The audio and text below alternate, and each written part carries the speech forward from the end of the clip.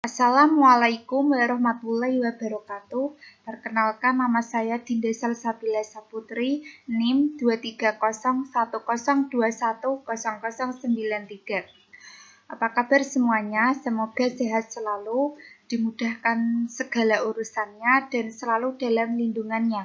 Amin Allahumma amin. Pada kesempatan ini saya akan menjelaskan materi dari mata kuliah ilmu tauhid, yaitu akal dan wahyu. Pandangan Harun Nasution tentang akal dan wahyu. Materi yang pertama yaitu pengertian akal dan wahyu. 1. Pengertian akal. Akal berasal dari bahasa Arab al-aql yang artinya pikiran atau intelek, yaitu daya atau proses pikiran yang lebih tinggi berkenaan dengan ilmu pengetahuan. Kata al-aql mengandung makna ikatan, yaitu dipergunakan untuk menerangkan sesuatu yang mengikat manusia dengan Tuhan. Selain itu juga mengandung arti memahami, mengerti, dan berpikir. Para ahli filsafat dan ilmu kalam juga mengartikan akal sebagai daya, kekuatan, atau tenaga untuk memperoleh pengetahuan, daya yang membuat seseorang dapat membedakan dirinya dengan orang lain, dan daya untuk mengabstrakan benda-benda yang ditangkap oleh panca indera. Akal terdiri dari dua unsur, yaitu rasio dan hati. Jadi melalui akal pikiran, manusia dapat menggunakan untuk mencari petunjuk serta kebenaran, dapat membedakan mana yang baik untuk diikuti, serta menjauhi dan meninggalkan hal-hal yang buruk.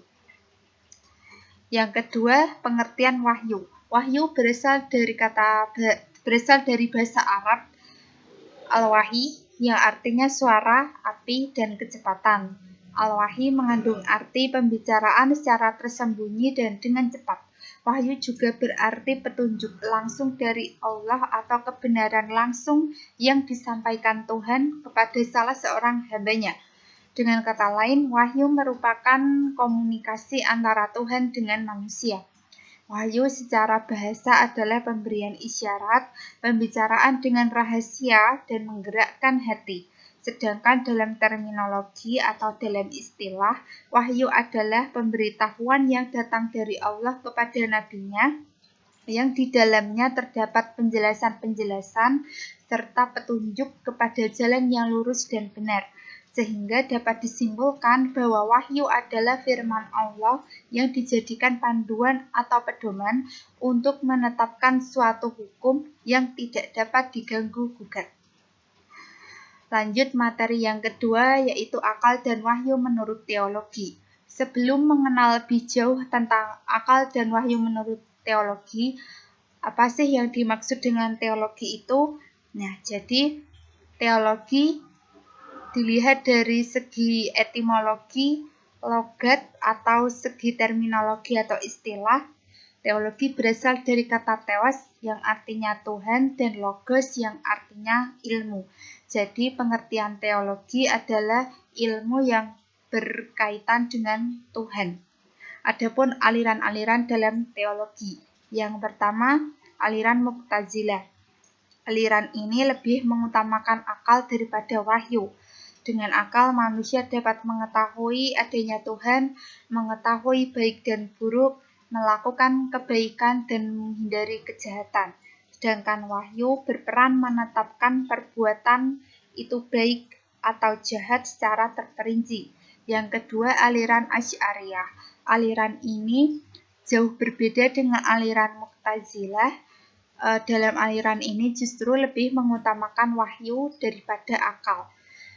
Jadi, meskipun akal dapat mengetahui Tuhan, tetapi wahyulah yang mewajibkan orang mengetahuinya dan cara berterima kasih kepadanya. Dengan wahyu, manusia dapat mengetahui bahwa yang patuh kepada Tuhan akan memperoleh upah dan yang tidak patuh akan mendapatkan hukuman. Yang ketiga yaitu aliran Maturidiyah. Menurut kalangan Maturidiyah ini, akal dapat mengetahui baik dan buruk, mengetahui Tuhan, dan berterima kasih kepada Tuhan. Maturidiyah dibagi menjadi dua, yaitu Maturidiyah Samarkand dan Maturidiyah Bukhara. Maturidiyah Samarkand, akal mampu dan wajib mengetahui Tuhan, mengetahui baik dan buruk berdasarkan wahyu. Sedangkan Maturidiyah Bukhara, akal mengetahui adanya Tuhan dan kebaikan keburukan, tetapi tidak wajib mengetahui adanya Tuhan dan kewajiban baik dan meninggalkan kejahatan. Lanjut materi yang ketiga, yaitu fungsi akal dan wahyu menurut Harun Nasution. Fungsi akal. Dengan akal, manusia bisa berpikir dan memikirkan apa yang terjadi di sekitarnya. Dengan akal, manusia bisa membedakan mana yang baik dan mana yang buruk, dan bisa membedakan mana yang membahayakan dan menyenangkan. Dengan akal, manusia bisa berusaha mengatasi setiap masalah-masalah yang dihadapinya, membuat perencanaan dalam hidupnya, melakukan pengkajian dan penelitian yang menjadikan manusia sebagai makhluk unggul di muka bumi ini. Manusia sebagai makhluk unggul di muka bumi ini maksudnya manusia itu kan makhluk ciptaan Allah yang paling tinggi derajatnya dibanding dengan makhluk hidup lainnya seperti binatang dan sebagainya. Harun juga mengatakan akal melambangkan kekuatan manusia. Karena akal, maka manusia mempunyai kesanggupan untuk menaklukkan kekuatan makhluk lain di sekitarnya. Bertambah lemah kekuatan akal manusia, maka bertambah rendah kesanggupan menghadapi kekuatan-kekuatan lain tersebut. Fungsi wahyu. Menurut Harun, wahyu berfungsi sebagai penolong akal untuk mengetahui alam akhirat dan keadaan hidup manusia nanti. Wahyu juga memberikan kepada akal bagaimana kesenangan dan kesengsaraan dalam bentuk perhitungan yang akan dihadapi di sana. Harun mengatakan bahwa wahyu sebagai pemberi informasi kepada akal dalam mengatur masyarakat atas dasar prinsip-prinsip yang sudah diwahyukan, dalam mendidik manusia agar hidup dengan damai dengan sesamanya, dan membukakan rahasia cinta yang menjadi ketentraman hidup dalam masyarakat. Wahyu juga membawa syariat yang mendorong manusia untuk melakukan kewajiban seperti kejujuran, berkata benar, dan sebagainya. Lanjut materi yang terakhir, yaitu kedudukan akal dan wahyu menurut Harun Nasution.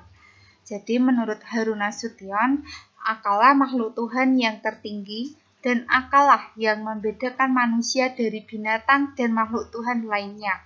Karena dengan akal manusia bertanggung jawab atas perbuatannya masing-masing, dan akal yang ada dalam diri manusia yang dipakai Tuhan sebagai pegangan dalam menuntunkan pemberian pahala atau hukuman kepada seseorang. Begitulah tingginya kedudukan akal dalam ajaran Islam. Tinggi bukan hanya dalam soal keduniaan saja, tetapi juga dalam soal keagamaan sendiri. Begitu juga dengan wahyu. Wahyu adalah pemberian Allah yang sangat luar biasa untuk membimbing manusia pada jalan yang lurus. Dengan mempelajari kedudukan akal dan wahyu, manusia akan mengerti cara berterima kasih dan cara bersyukur kepada Tuhan Yang Maha Esa. Demikian hasil presentasi yang telah saya sampaikan. Mohon maaf apabila terdapat tutur kata yang tidak berkenan. Terima kasih. Wabillahi taufik wal hidayah. Wassalamualaikum warahmatullahi wabarakatuh.